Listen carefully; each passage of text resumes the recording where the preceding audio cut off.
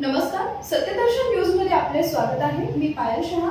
एक नजर टाकूया आजच्या ठळक घडामोडीवर। नारायण राणे यांच्या आरोग्याबद्दल राजकीय वर्तुळात चिंतेचं वातावरण।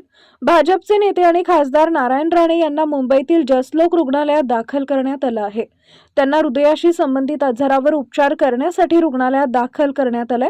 कणकवलीत स्थानिक नगरपंचायत निवडणुकांमध्ये भाजपाच्या यशानंतर नारायण राणे यांचा सत्कार समारंभ आयोजित करण्यात आला होता। या समारंभात त्यांनी केलेल्या भाषणात म्हटलं होतं की आता थकलो आहोत आणि किती करणार याला काही मर्यादा असतात। तसेच त्यांनी आपल्या दोन्ही मुलांबद्दल सांगितले की ते अत्यंत कर्तृत्ववान असून त्यांना त्यांच्या क्षेत्रात यश मिळालंय। नारायण राणे यांनी आपल्या मुलांना आशीर्वाद देताना नांदा सौख्य भरे अशी इच्छा व्यक्त केली होती। त्यांच्या आरोग्याबद्दल राजकीय वर्तुळात चिंतेचं वातावरण आहे।